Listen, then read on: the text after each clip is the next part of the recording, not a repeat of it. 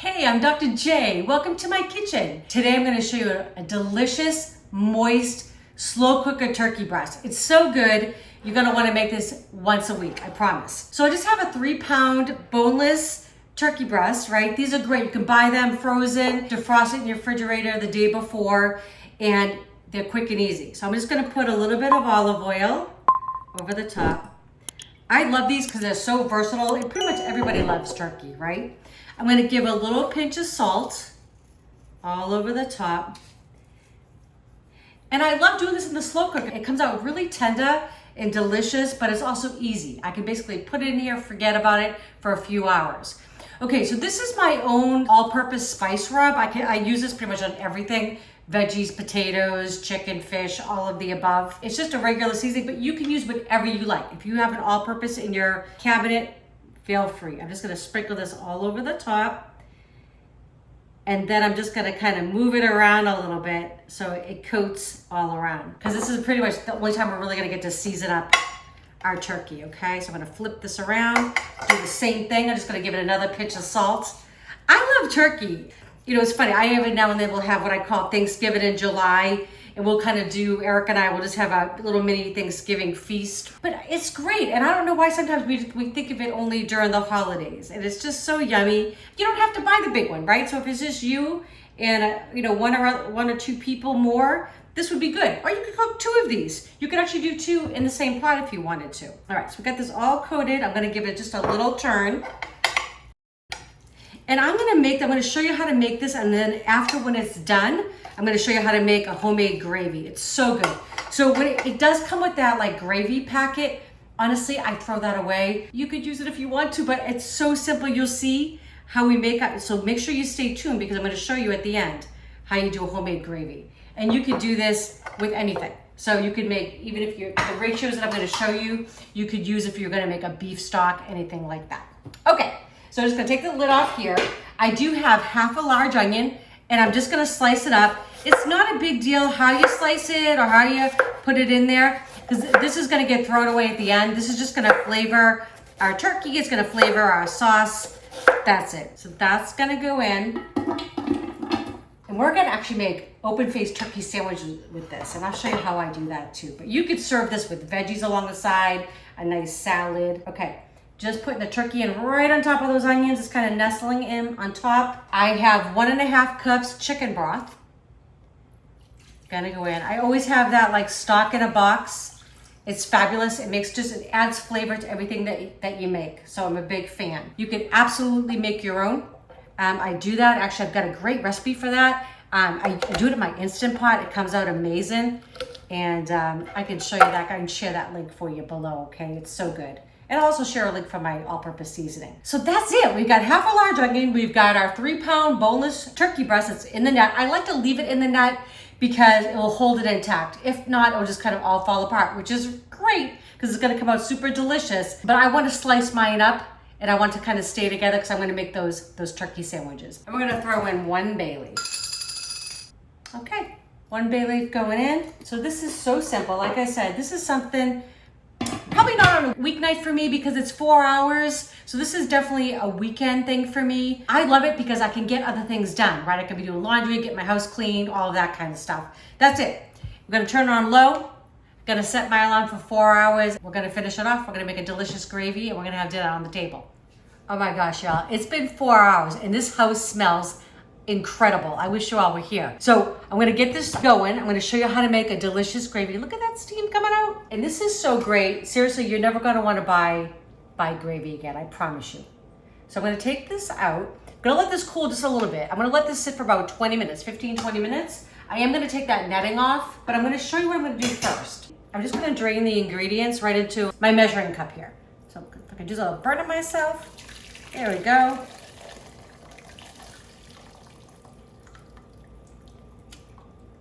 Excellent. Sometimes being a little vertically challenged is tough. There we go. Okay, so I'm gonna get all that goodness out of there. So I have almost, you can see here, almost 2 cups of liquid, and that's what I'm gonna want.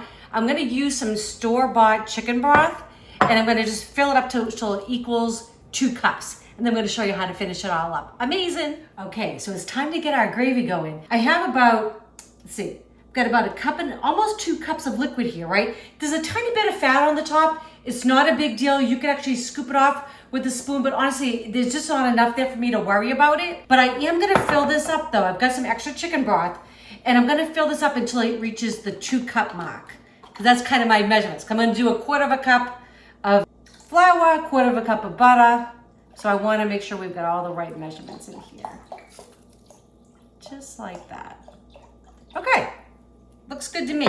Now I've got a 1/4 cup of butter here going in, okay? And you want to use unsalted. If you have salted, that's okay. You just probably won't need to add anything else to it. But I already have salt like in the seasoning that was on the turkey, so I'm kind of just limiting what I've got going on here. That's all. But use what you have in the house. If you use it unsalted, we're just going to make sure we're tasting it to see the level of salt. I'm definitely going to add some ground black pepper in here. Oh yeah. Gravies are so simple. I don't know what it is, but like to me, they're satisfying to make. It's just fun to me. And I like that I can control the ingredients. I don't know, those packets, I don't know. They're okay.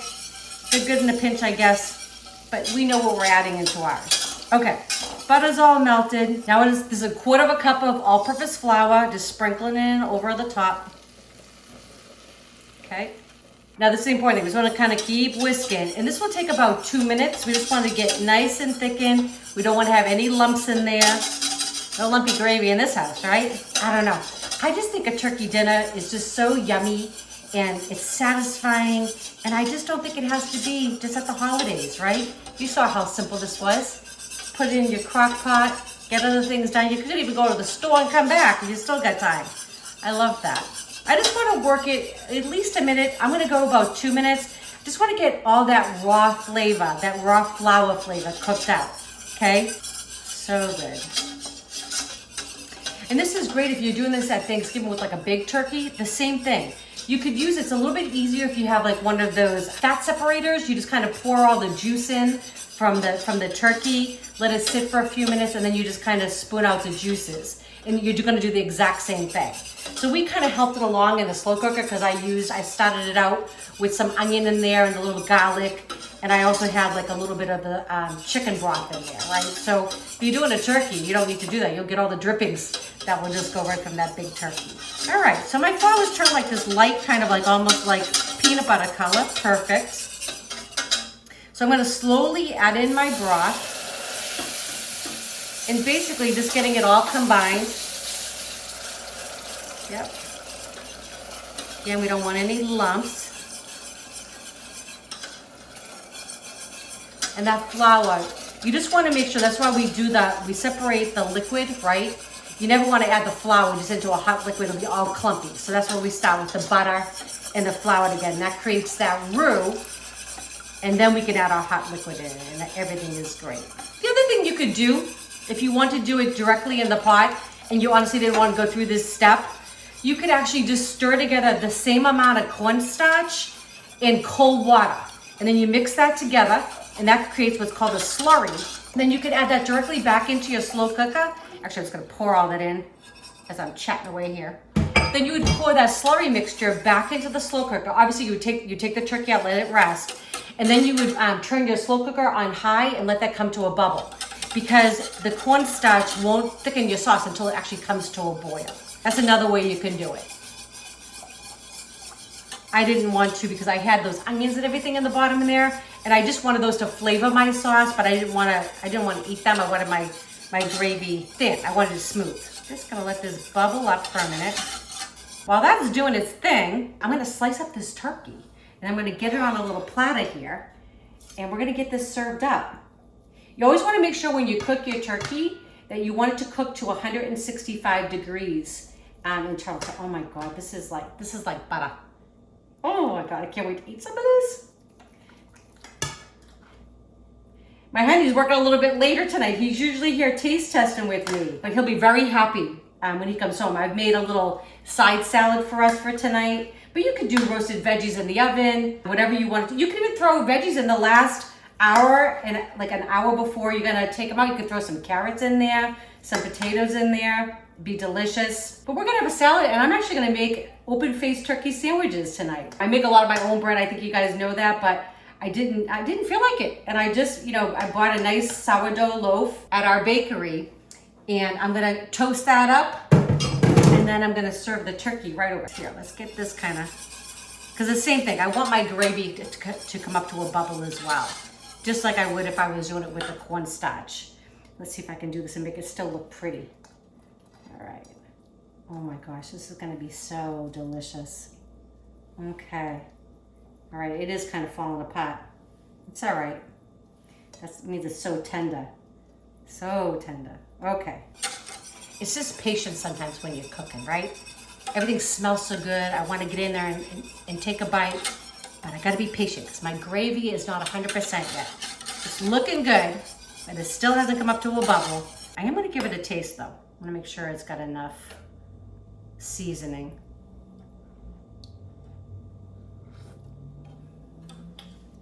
Oh, that is delicious. I am gonna add, it does not need any salt, but I am gonna add a little bit of ground black pepper, because we like a little pepper and everything. That is good. Oh my goodness. Just needs to thicken up. I hope you all are cooking some fun things. It's the end of September now here in Dallas. It's getting like the weather is changing. The mornings have been so beautiful. We still hit up to about a high 80s, 90, but it doesn't feel like it. I don't know. It's like everything has just changed here. And at night it's cooled down, so it's starting to feel like fall. Well, at least fall in Texas anyways. Honestly, I can eat a turkey dinner anytime because I usually do Thanksgiving in July. We do something ridiculous every year, Eric and I. And we just have a little Thanksgiving. We're thankful for each other, right? Definitely thankful for you all watching.